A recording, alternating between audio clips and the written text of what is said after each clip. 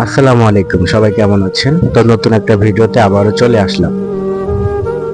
তো ছোট্ট একটা গ্রামে গরিব ঘরে জন্ম, নাম তার সোহেল। তো তার বাবা একটা ভাঙা সাইকেল দিয়ে বাজারে সবজি বিক্রি করত, সে পড়াশোনা করত। তার বাবা সোহেলের জন্য সে একটা নতুন জুতা কিনতে চাইছিল, কিন্তু সোহেলের পড়াশোনা খরচ খরচ দেবে নাকি নিজের জুতা কিনবে, সে নিজের জুতা কেনার সব ত্যাগ করে ফেললো যে আমি কোনো জুতা কিনবো না। আমার ছেলে যদি পড়াশোনা করে ভালো চাকরি পেলে আমাকে একটা নতুন জুতা কিনে দিতে পারবে। তো যেই কথা সেই কাজ, সোহেল ভালো করে পড়াশোনা করতে করতে লাগলো। তো সোহেল একটা ভালো চাকরি পেলে সে শহরে চলে গেল চাকরির উদ্দেশ্যে। তো শহরে চলে গেল। তো মাঝে মাঝে তার বাবা গ্রাম থেকে ফোন দিত যে সোহেল কেমন আছিস।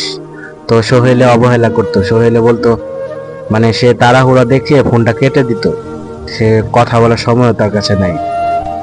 তো এমন করতে করতে তার বাবা হঠাৎ মারা যায়, খবর পায়। তো তখন সে গ্রামে যায়, গ্রামে গিয়ে দেখে তার বাবা মরে গেছে, এবং সে ঘরের কোনায় তার বাবার যে ছেঁড়া জুতাটা ছিল সে ছেঁড়া জুতাটা পড়ে আছে। তো তখন সে সেটা দেখে কান্না করতেছে, এবং সে ছেঁড়া জুতার পাশে একটা চিঠি পড়ে আছে।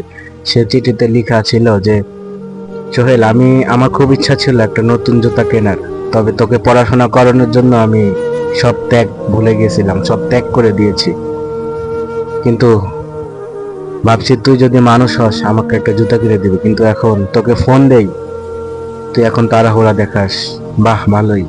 তো এগুলো চিঠিতে লেখা ছিল। তো সোহেল এগুলা দেখে সে বাবার সে ছেঁড়া জুতাটা বুকে নিয়ে হা হা করে কান্না করতেছে। কিন্তু এখন কান্না করে কি লাভ, সময় থাকতে তো কেউ মূল্য দেয় না।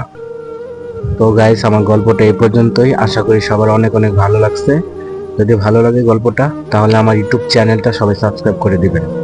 তো সবাই বরাবরের মতো ভালো থাকবেন। আবারও নতুন একটা প্লেসে, নতুন একটা জায়গায়, নতুন একটা গল্প নিয়ে সবার সাথে আবার দেখা হবে। আসসালামু আলাইকুম।